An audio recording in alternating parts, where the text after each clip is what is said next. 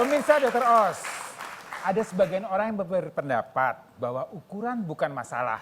Nah, gimana Dr. Claudia? Ukuran apa ini? Jangan Nah, ambigu kalau dong. wanita adalah ukuran payudara. Nah, gimana? Penonton di sini setuju? Ukuran bukan Gimana masalah? penonton?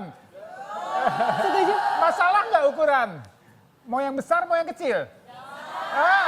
Enggak masalah. Nggak masalah. Nah, Tapi ini kita mungkin- penasaran nih ya. Kita iya. tanya bintang tamu kita nih, Dr. Langsung Claudia. saja kita panggil ya. Kamasean.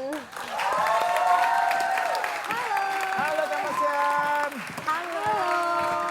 Apa kabar Kamasian? Baik, Dok. Wah, ini saya tadi ngobrol-ngobrol dengan penonton di studio sama Dr. Claudia nih. Kita bicara mengenai ukuran payudara. Nah, gimana nih menurut Kamasian? Apakah ukuran payudara itu jadi masalah buat Kamasian untuk tampil?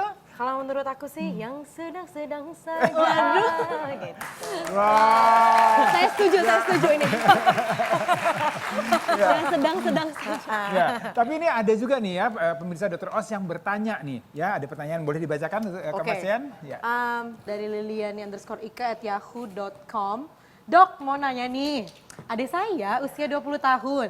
Dia tinggi badan 160 cm, berat badan 55 kg, tapi dadanya tidak berkembang sama sekali.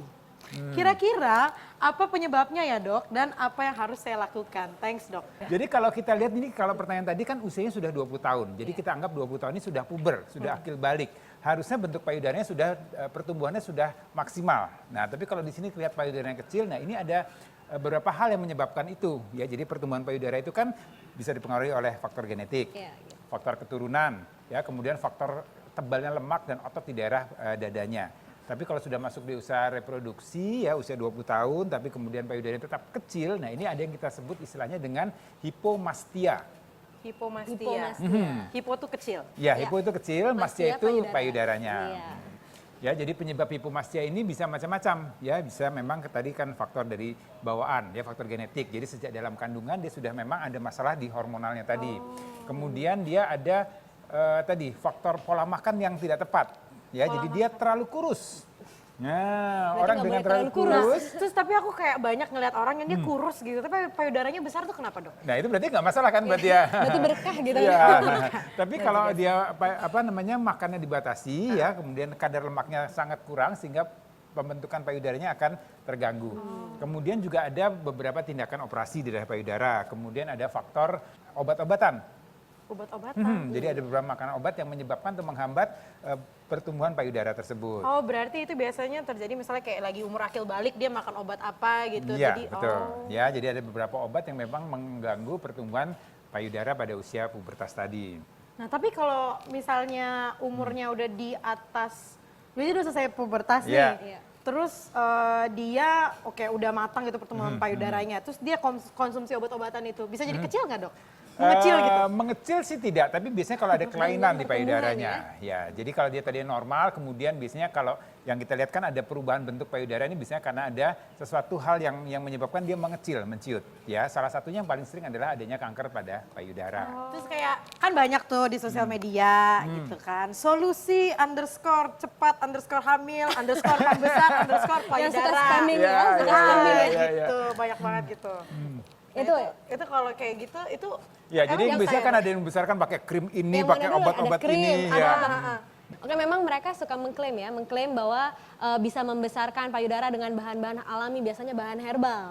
Nah, tapi memang secara ilmiah belum bisa dibuktikan gitu. Termasuk juga yang krim tadi. Jadi dikatakan krim untuk memperbesar payudara, memang mereka mengklaim seperti itu, tapi secara ilmiah belum bisa dibuktikan. Oleh karena itu biasanya kita menggunakan bahan-bahan yang memang sudah terbukti secara ilmiah gitu.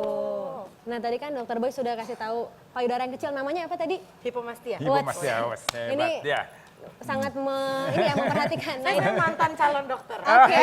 Ini ada ciri-cirinya, kamu mau tahu nggak? Apa? Hipomastia. Iya. Nah, kita lihat ya.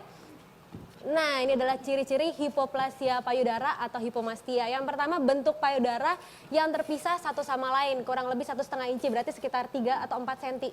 Ya, jadi payudara tidak menyatu. Yang kedua, salah satu payudara tampak jauh lebih besar, jadi yang kanan sama kiri tidak proporsional bentuknya. Gitu. Yang ketiga, adanya stretch mark pada payudara tanpa diikuti pembesaran payudara. Nah, ini juga ya, ada stretch mark juga tanda-tanda dari hipoplasia itu. Selanjutnya, bentuk payudara yang tubular. Nah, tubular ini seperti kantong kosong gitu. Jadi agak kendur seperti kantong kosong. Itu juga salah satu tanda dari hipomastia. Nah, ini areola. Areola tahu kan ya, bagian yang berwarna coklat, kecoklatan itu. Nah, itu berukuran besar namun tidak proporsional.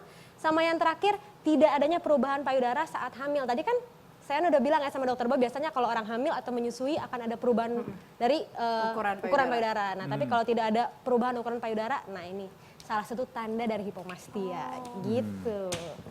Terus dok, tadi kan kita lihat maksudnya ciri-ciri, oke aku udah ngerti. Kalau misalnya orang penderita hipomastia itu, dia masih bisa nyusuin nggak? Soalnya kan kecil banget tuh. Ya, ini pertanyaan menarik. Jadi sebenarnya kalau untuk menyusui, selama kelenjar payudaranya ada, maka dia masih tetap bisa menyusui.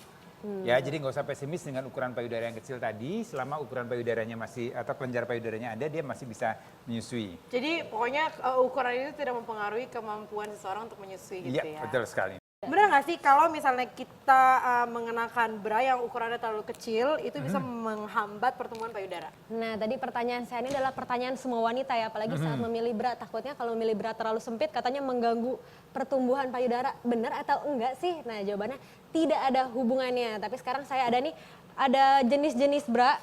Saya mau menunjukkan juga, tapi bukan berarti ya kalau misalnya kita memakai bra itu bisa seenaknya. Tentunya ada hubungannya juga. Nah, ini buat pemirsa Iya. di rumah nih yang mau membelikan bra buat pasangannya, ini perhatikan betul apa yang dijelaskan oleh Dr. Claudia. Ya. Jadi memang tidak ada hubungannya antara bra yang terlalu sempit dengan pertumbuhan payudara. Jadi untuk pertumbuhan payudara ini perlu diperhatikan. Jadi bukan masalah dari branya sebenarnya Iya, ya. Jadi betul itu sekali. masalah dari hormonal, masalah genetik yang menyebabkan berapa besar sih ukuran payudara yang terbentuk.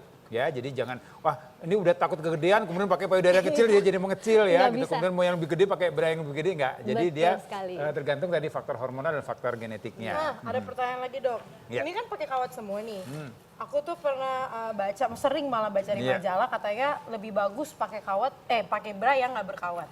Bra yang pas itu yang perlu diperhatikan adalah bagian cupnya dan juga lingkar dadanya. Mungkin kita langsung contoh aja, ini anggaplah ini sesosok wanita, kita coba ya. Menurut Sen, branya, ini cara memilih bra. Oke, ini ya. Oh ini yang ada pakai talinya. tali kali ya. Jadi saat memilih bra, kita coba pakaikan. Jadi ukuran untuk memilih bra itu kita lihat dari ukuran yang penting adalah dari lingkar dadanya dulu. Nah, untuk mengetahui lingkar dadanya pas atau tidak, itu kita harus memakai teknik 2 jari. Jadi ini kita kalau saat memilih bra, coba 2 jari ditaruh di bawah bra yang akan dipilih. Nah, kalau 2 jarinya ini bisa masuk, berarti artinya ukurannya pas. Jadi jangan terlalu ketat, jangan juga terlalu longgar gitu. Di bawah ini. Ya, di bawah sini kita masukkan 2 jari. Kalau misalnya bisa masuk tapi tetap juga tidak terlalu sesak, tidak terlalu longgar, itu berarti pas. Nah, Dr. Claudia ini kan di belakangnya tadi ada, waktu saya mau kancikan ada 3 nih, ada 3 kaitan untuk bra tadi. Iya. Ini dikaitkan yang mana? Yang paling ujung depan atau paling ujung belakang? Dikaitkannya yang paling belakang. Jadi yang paling kecil? Pada saat membeli dikaitkannya yang paling kecil. Kenapa?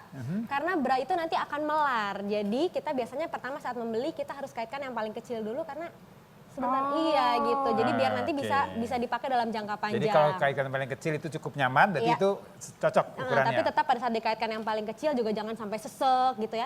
Dan juga yang perlu diperhatikan pemilihan cup.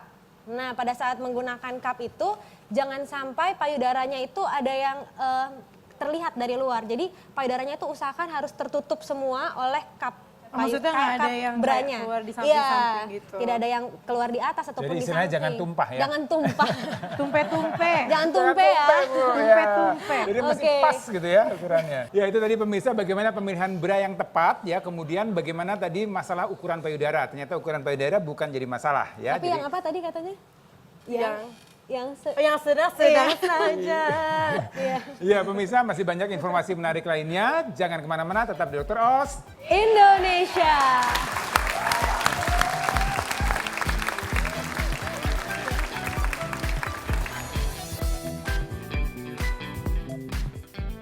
Muncul flek darah di luar menstruasi?